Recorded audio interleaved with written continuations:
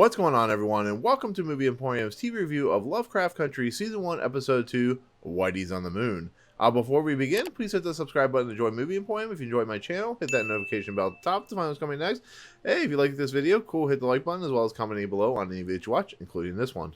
Okay, let's see. So, Lovecraft Country Season 2, Whitey's on the Moon is a episode that I was not expecting to go the way it did. There was this kind of crazy, interesting setup of this house with things going on in the house when we're in the first episode of this entire series. And by the end of this episode, it was completely destroyed. Tony Goldwyn comes into this episode as Titus. He is much a zealot for this whatever group of people, and they're trying to get into the Garden of Eden. And he needs, of course, Atticus to take care of getting him into the Garden of Eden. This episode was bonkers. There is so much to deal with. I mean, people die in this episode that I wasn't expecting to die. Abbey Lee pops up as Christina. Jordan Patrick Smith, we get a little more information on him. This episode went beyond what I was even expecting from this series. I was expecting to stay in this castle house for a few episodes. I even put the background at the beginning because I thought this house was going to be important. But it turns out that at the end, when the Tony Goldwyn character died, was turned into stone. Everybody else, all the white people, the rich white people were turned into stone, and they all died and the house collapsed. Whatever happens to Christina and William, I don't know. They'll probably pop up later in the series. But as far as this story arc with these creatures that were basically guard animals, as far as I know, it's over. Looking at the next episode, it deals with them back in Chicago. And Michael K. Williams is introduced as Montrose Freeman, which is Atticus's father, or so we think, because apparently Atticus is the bloodline of this Braithwaite group of people. Wow, there's so much to deal with. There's a lot of racism material going on here with the whole situation when they're in the house and they're being kind of given like a memory push of like past events where the Courtney V. Vance character is basically showing his ex-wife or his dead wife. The Atticus Jonathan Majors character is shown, he's basically attacked by someone he knew in Korea, and he has to take her down. And of course the Leti character is basically, she sees Atticus, but it's not really Atticus. And there's a lot of Adam and Eve material going on in here, like Adam and Eve from the Bible, so that's played out really interestingly and crazily.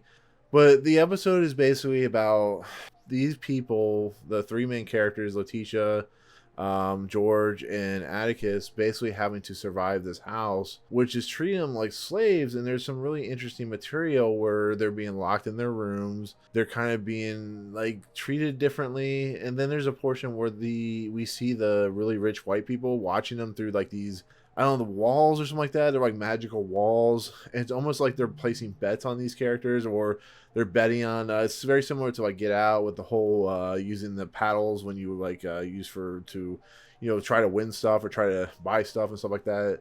And it's just like, I'm like sitting here going, oh my god, this is some crazy stuff. And then when we're introduced to Titus character, the Tony Goldwyn character, he's getting his rib taken out, kind of like Adam.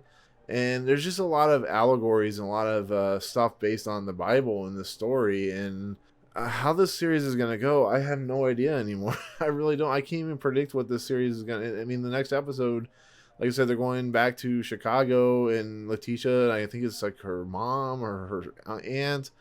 And then it's dealing with racism again, with the white people dealing with the fact that, all these characters have moved into this house that's in a really rich white neighborhood. We finally get some information on these monsters that we see at the very beginning, and like I said, they're guard dogs and guard animals. And the Abbey Lee Christina character, I'm trying to explain how this is. They have a cow, and the cow gives birth to one of these monsters, these Lovecraftian creatures, and I'm like, holy cow, this is okay. And then they have like this racist white woman who has a couple of guard dogs, and that's where they're keeping the Montrose character in this big like concrete tower. This episode's weird. This episode's insanely weird and bonkers, and you know, like I said, we're introduced like to the Titus character with him giving his rib, and then they go to a dinner party, Atticus and George, and they're offered part of Titus's rib, and like it's just like I don't even know how to explain this episode because it was so strange, but it was like so entrancingly amazing in so many ways. It was a fascinating episode that almost was better than the first episode in a lot of great ways because it has a lot of interesting ideas, and it actually concludes a story so quickly that you have to kind of think about what was really happening and how is Atticus important to this story. Is he a character that, because he's been given these powers because he sees a pregnant woman, I'm guessing maybe it's his mother or something like that, who's running away as the house is collapsing. She's like on fire, so that's like an allegory about being burned alive on the stake and stuff like that, and, you know, how that happens. And like I said, in the very beginning of the series, Atticus is having dreams about like Lovecraftian 1950s style sci-fi action set pieces with, of course, Jackie Robinson. And yeah, it's a very strange, almost kind of poetic type of an episode. And then we have George's character, Courtney B. Vance, because what happens is they try to escape once they have mantras, which is interesting because they see like the little dugout like, catacomb thing that he's been digging himself out of, and they crash into a wall very similar to Chris Hemsworth's character in Cabin in the Woods. And basically Titus comes back, meets them at the bridge where they're trying to cross where they crashed, because they have like barriers and stuff like that these wizards and witchcraft can be played out on. Basically Titus shoots and kills Letitia's character and then shoots George's character, but when they're brought back to the house, Letitia is basically brought back alive, and it's a really kind of emotional scene because she basically can't handle the fact that she's been brought back alive. She's like freaking out. It's like one of those things where, you know, I don't like in fiction where you come back from the dead, but something doesn't feel right about that. Something's changed. And I think that's going to play out later on in the series, hopefully, where the idea of her being dead and coming back to life will change how the series is with their character. But it does bring in the fact that George is dead, I guess. Who knows? I mean, this is a series that I didn't expect to see where it was going. And he may still be alive at the end of the series. I don't know. This is going to be one of those interesting series. This series is so strange.